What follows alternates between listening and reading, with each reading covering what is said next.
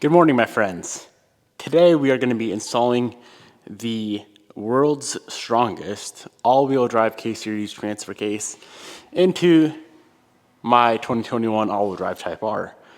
Now, if you're new to the channel, you might be a little bit confused.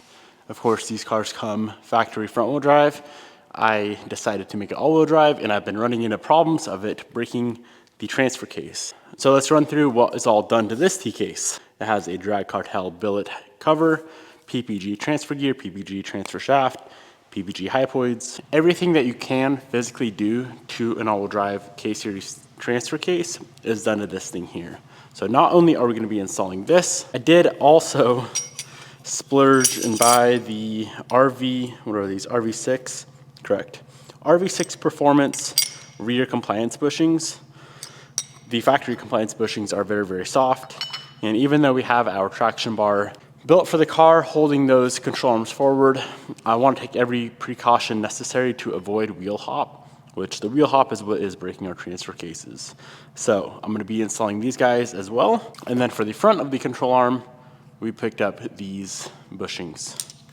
So I'm excited, man. Let's do the bushings first. It should be a nice, simple, easy install. All we got to do is pop out the lower control arm, press out the old bushings, press the new ones in, and we can move on to getting our T-case installed. There's only a few bolts and an oil leak holding this lower control arm on. There's a nut there, traction bar that we built has to come off, bolt, and a bolt. That's it. All the bolts should be out. May need a bit of persuading to get this lower control arm out of here.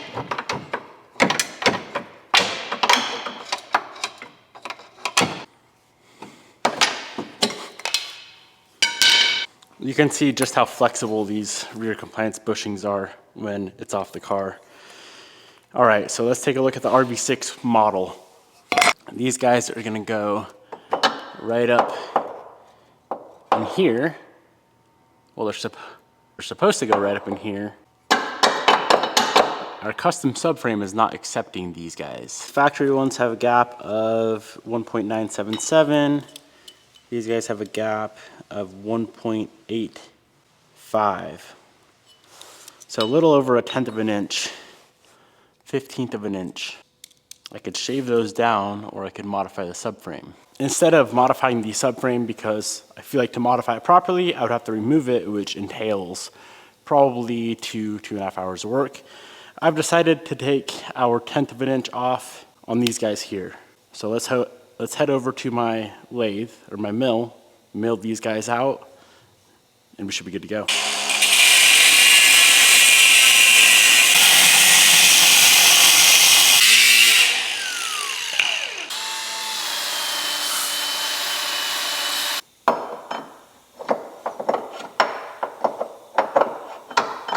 All right, that's closer. I took a little bit off this lower corner. Now I'm gonna try to pull that same exact amount off up top, just so it stays centered.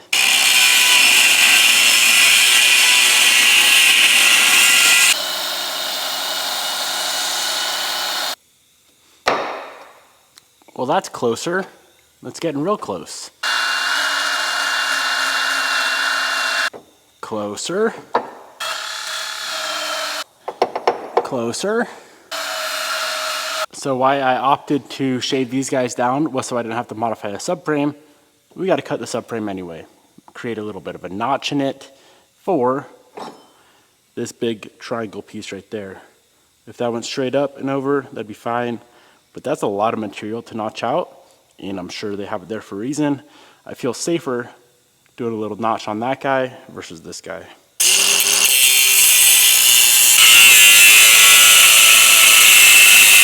My shop is a big giant mess. Aluminum shavings everywhere, parts and tools everywhere, but check this out. We now have the RV6 rear compliance bushing installed. So in total, I had to shave that 1/10 inch or so down on the bushing holder itself, and then I did have to notch out the subframe. So whenever we have the subframe off next, I can go ahead, get that cleaned up, box it in so it's nice looking. But for now, that's gonna work great. So let's pull that guy off, replicate everything that we just did on the other side, and we can get them installed onto the control arms. Well, that was definitely a few hours of unexpected modifications we had to do. Now, I guess I should note, keep in mind, if you're putting them on a stock type car, they'd be a bolt-on fit. My car ain't so stock. Let's go ahead and get the compliance bushings pressed off of these control arms. It's funny, I already replaced these things once. When I bought this car and it was wrecked, these things were destroyed. All right, that compliance bushing is removed. Both bushings are out. This one is currently stuck in my press tool. Let's see about getting the RV6 ones fully installed. That's how you lose an eyeball, yeah? So how is this gonna go? I believe it's gonna go, the plate goes on first. Make sure I do this right. That's gonna go there. That'll go there. Plate bolts on there. And here's the Allens for the bolt, or the Allens for the plates. I don't think it matters which way this guy goes. A couple of love taps with the mallet should seat it. That's gonna be rock solid. Plates on, bushings on. This should not rotate on the control arm, but this guy, man, look how nice these things are. So I'm gonna go ahead and get these Allens in. I am opting to do a touch of Loctite. I don't think that's ever a bad thing for this kind of stuff. These are some nice control arms, control arm bushings. It's a little bit sad we had to modify them so much, but they still look good. I was hoping to get the T-case done today. At this rate, I don't freaking know, man. I was not expecting spending like 4 hours modifying the vehicle to accept these. Rear bushing is fully installed, ready to go back on the car. As you can see here, there is a grease zerk. So if you're wondering why I didn't grease it going together, there's no need, because we got that. These guys are a true solid bearing instead of a floppy bushing. They do need to be pressed in, so let's head on over to the press. I swear setting the press up is what takes 90% of the time. The start of the press is everything. If you get started with the bushing or your bearing or whatever you're pressing in, if you get started with it going sideways, game over.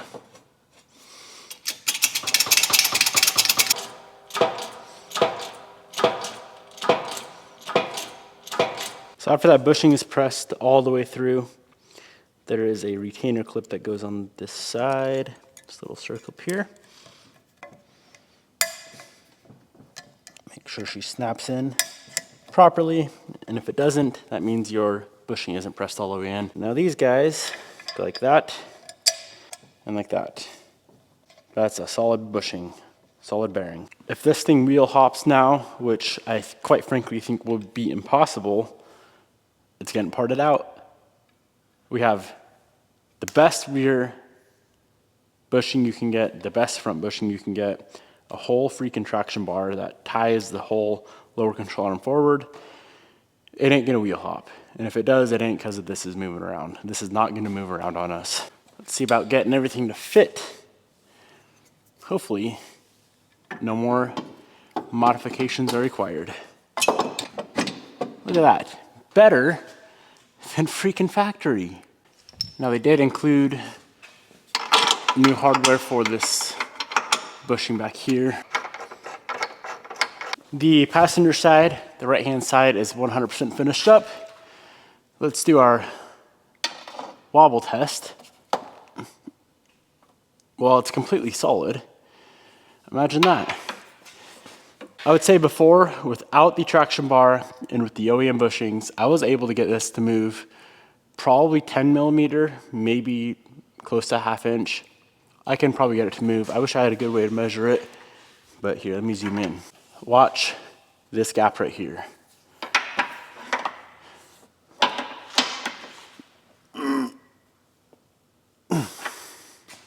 Now, I highly doubt that both the traction bar and all the bushings we just did, I doubt both of them are required or needed for our issue that we're having. But the way I look at it is the bushings were required probably, and the traction bar is insurance, or vice versa. Traction bar required, bushings insurance. Either way, let's go ahead and get the driver's side done. I'm gonna try to get the T-case done tonight. It's already 5 p.m. Wow.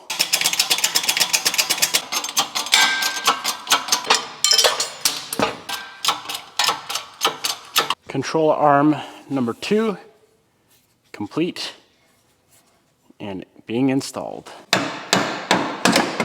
Alrighty, let's finish this project off with a bit of grease. I'm gonna slap some wheels on the old girl, take her for a ride, and see how she feels. I don't know if we're gonna notice the difference right off the bat.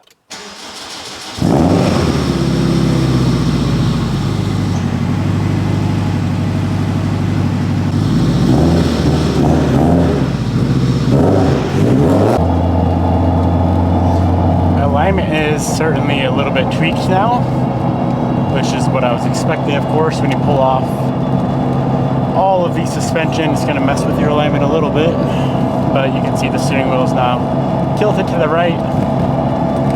Not a big deal.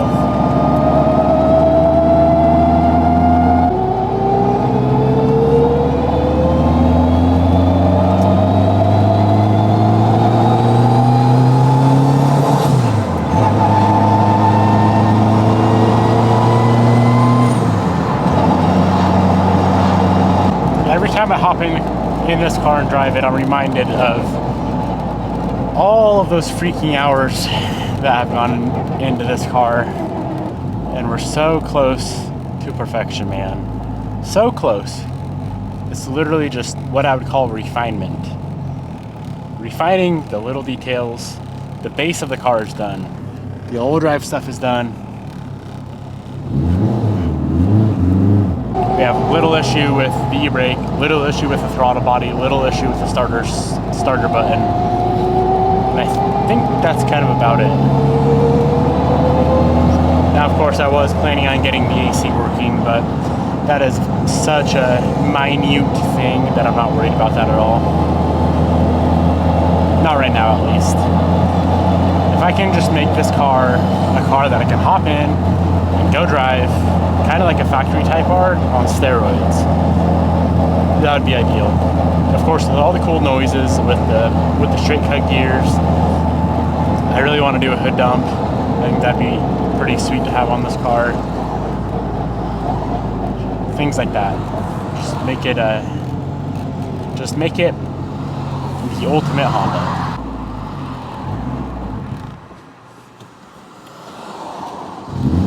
Oh, scared me for a sec. Thank you, Lord, for starting up. As soon as that TPS right here, throttle position, as soon as that goes to anything below 3, if it goes to 2 or 1, for whatever reason, it kills the car. I do have a new throttle body, I just need to put it on. Well, should we do one ripper? One pull and see how she feels? Hopefully she don't go into her safety cut.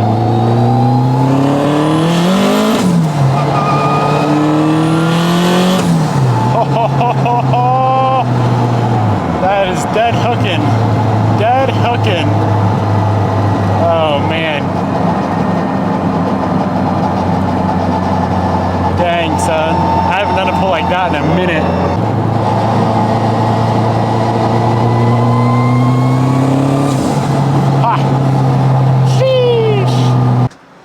I'm driving all my cool cars today. You just feel like driving all of them? Well, I was doing a bunch of work on this. I had to test it. And? I did a straight ripper, no wheel hop, straight hook. All right, guys, it's the next morning. I came here to do the T-case, but I don't think I'm gonna do the T-case. This car doesn't deserve its T-case. The fact that I can't even drive this car comfortably right now without worrying about it dying and not starting and things of that sort, I feel like that's a much bigger issue to resolve versus putting in this glorious transfer case that's gonna allow me to build more power, but the car won't even stay running. So here is the list of importance for the FK8. Bam. We need to figure out number one, throttle body issue. Cannot spell this morning.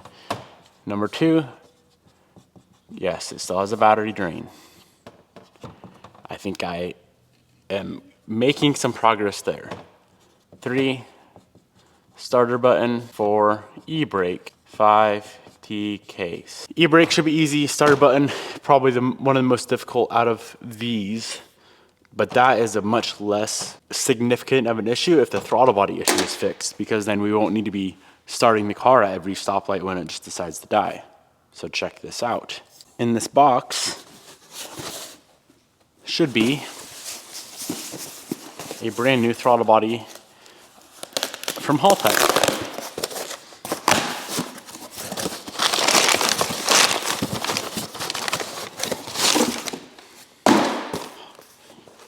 Now, of course, it is a Bosch throttle body, but Haltech recommends this one. It is their rebranded throttle body, 82 millimeter HT011803, included connector and pins. Let's open this bad boy. I don't know how our current throttle body is randomly closing itself. The only thing I can think of is when I initially wired the car, if I'm not mistaken, I had a couple of pins backwards, and maybe that had some sort of effect on the actuator. I'm hoping I can get this guy on without gutting the whole entire front end.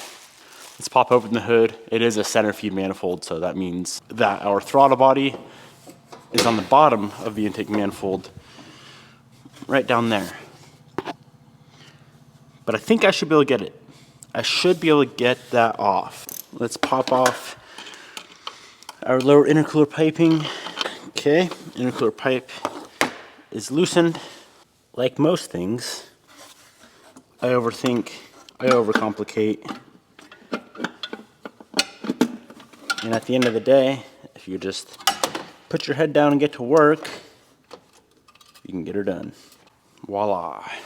If we do a little compare and contrast, they look identical. 10601, 2875, same exact part number.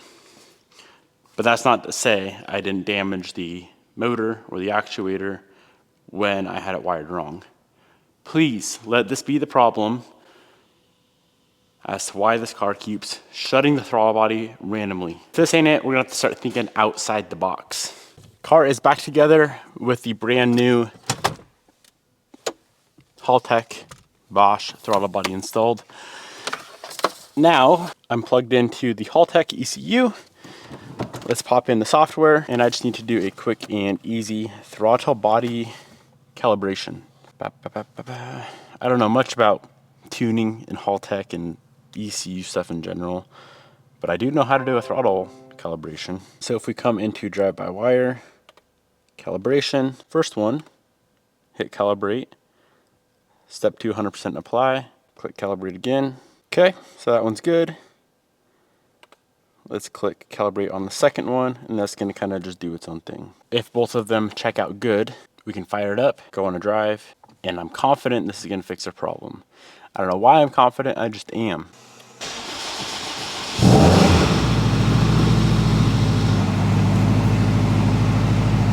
Let's let our old girl warm up and go on a drive. I will know within 1 minute of driving this jalopy whether or not this throttle is going to close itself.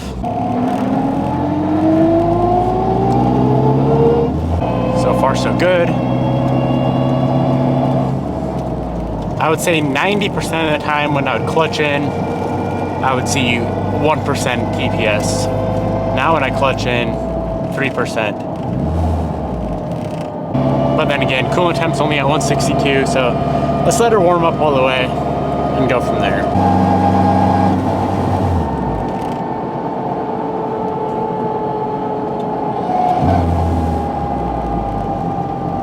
It just died. Come on, girl, don't do me like that. I just gave you a brand new throttle body. Treat me good. I treat you good. But then again, my idle control settings could be a little bit tweaked, if the old throttle body was messed up, and we were trying to compensate for a messed up throttle body, you know.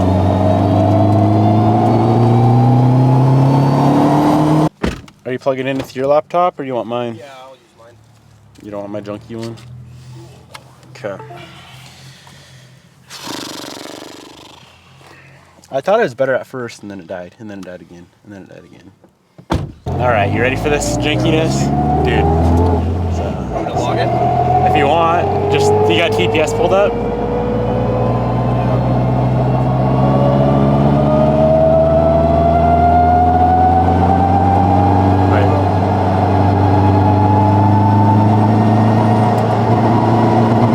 That's constant throttle. That was constant throttle? Yes.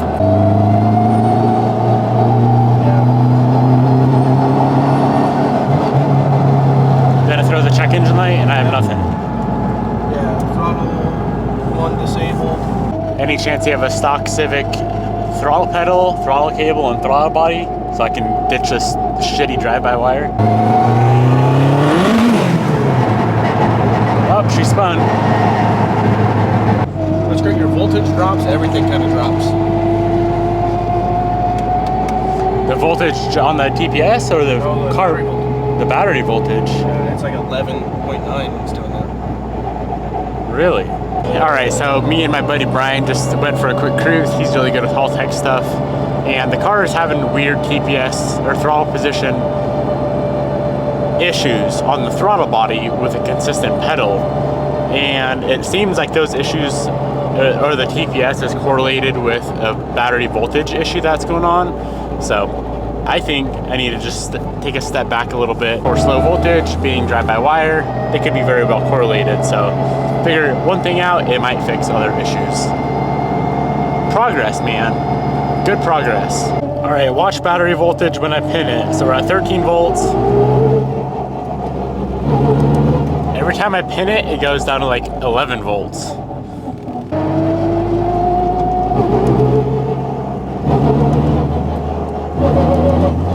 We definitely have some odd voltage issues going on right now with this thing.